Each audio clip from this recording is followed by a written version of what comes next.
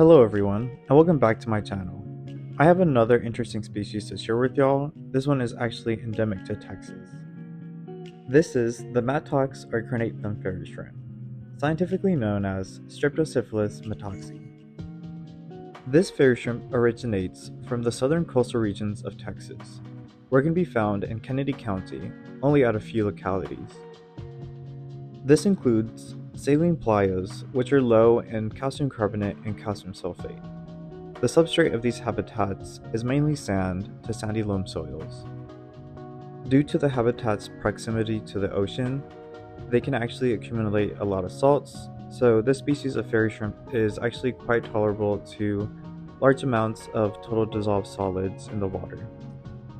It actually took me some time to figure out the water chemistry for this species, and I've learned that this species requires quite a large amount of salt in the water to thrive, but with that being said, I need to play around with different parameters and see what is most optimal for this species.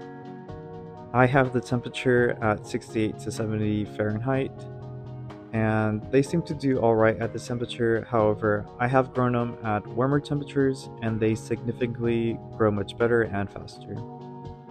Now, some behaviors of this fairy shrimp is that they tend to swim incredibly fast compared to other Streptocephalus species, which swim in a more stationary pattern. These guys are constantly moving forward and can never sit still, so recording them was kind of difficult. These fairy shrimp tend to congregate and kind of create a spiral, or in general they'll stay at the bottom of the habitat and just filter feed any particles or organisms that are in the water. I'm not entirely sure how big this fairy shrimp grows. As far as my cultures, they're just under an inch in size. However, I might not giving them the right nutrition for them to grow to their maximum size. As far as the growth for this fairy shrimp, I would say it's quite fast. At the temperatures that I had them, they took 1 to 2 weeks before reaching sexual maturity. Now, when the males reach sexual maturity, they will look for a mate. However, for this species, they're not very persistent, but when they do, the mating process only takes but a few seconds.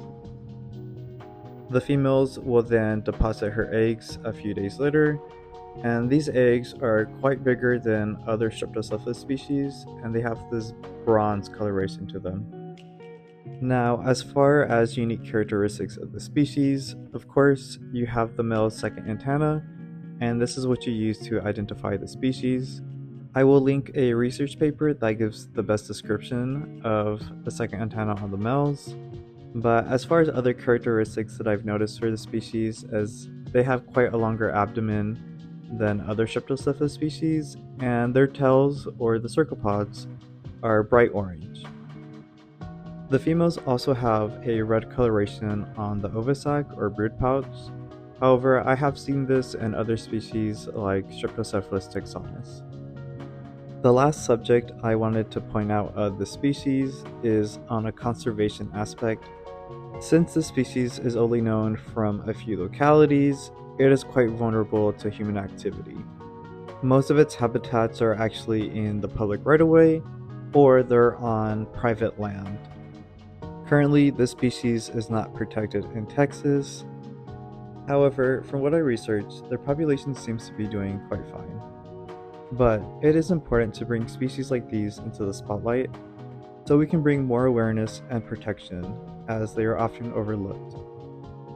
Well, this is all the information I have on the Mattox fairy shrimp.